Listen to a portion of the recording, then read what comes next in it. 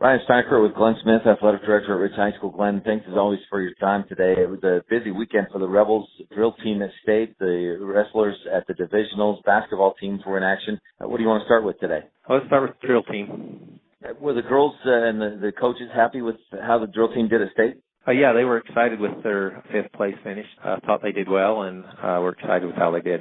Talking to a few of the different girls, they feel like they've improved a lot this year. A repeat of fifth place. What's your thought on how the drill team has done this year and how they're looking? You know, I thought they've done well, and watching them drill throughout the season, I think they've improved, and their dancing moves and everything, I think, looks better than what they did last year, and so I think they're heading in the right direction. We've only had drill team for 2 years now, and so I think it's on the upswing. Yeah, it was a lot of fun to see them, and I'm be excited to see them at a few more home games if they perform during halftime and things. And congratulations on the fifth place. Yeah, that was exciting for them. How did the wrestlers do at the divisional tournament? Well, so the rundown of it was we had one first place, White Weston took first, and one second place, White Mascaro took second. And then in third place, we had Jaden Larson, Josiah Linkcoggle, Levi Linkcoggle. And then fourth place was Colton Hislop and Tyler Pirelli and Randy Trujillo. And then fifth place was Gordon Conk. And then sixth place, there was Trey, Corey, Austin Peterson, Keegan Terry, and Flint Silva. And so I talked to the coaches, and the coaches were excited with how the kids did. They thought they wrestled well, and so it was a good weekend for them. And then is it the top six that all qualify for state from the divisional? Yep. So the top six qualify, and so the first round, the first and second place get a bye, and then the third, fourth, fifth, and sixth wrestle each other. It'll be a 12-man tournament, and then if you get beat the first round, you're out, and then it'll go into a double elimination for those wrestlers that win. I guess Mr. Larson called it a pigtail into state. You named off 10 or 12 guys who were qualified for state. That's a good number. They said all but two of the wrestlers qualified for state, so that was exciting for all of them to be able to do that, especially after disappointing, last year. I think there was only 4 that qualified, so it's a good turnaround from last year. That state tournament is this Friday and Saturday at the Maverick Center in West Valley? Yep. Well, good luck to the Rebels there. Let's touch on basketball now. Both the boys and the girls had solid wins over Manila. I thought the boys, that may have been the best they've played this season when they beat Manila Friday.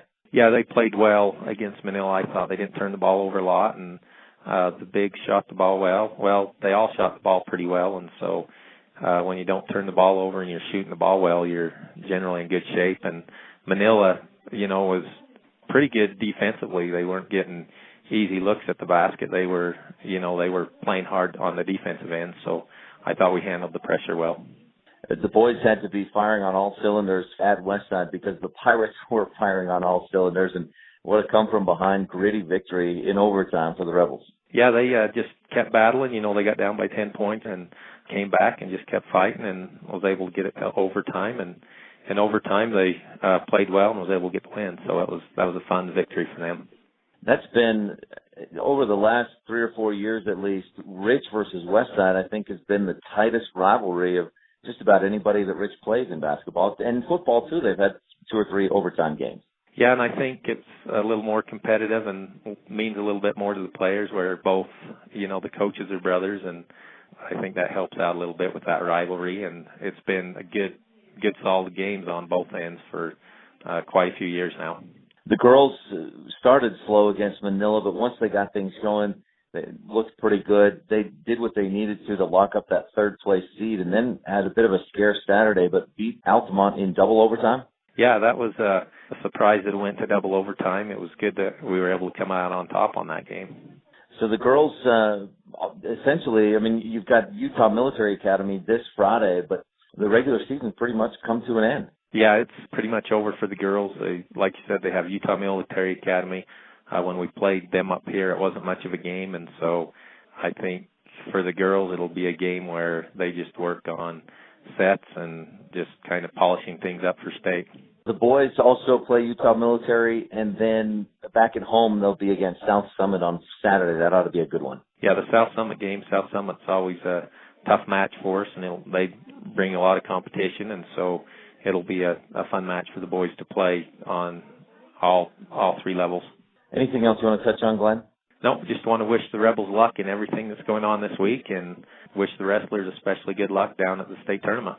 Glenn Smith, Athletic Director at Rich High School. I echo those sentiments. Thanks so much for your time. Pleasure talking with you, Glenn. All right, thanks.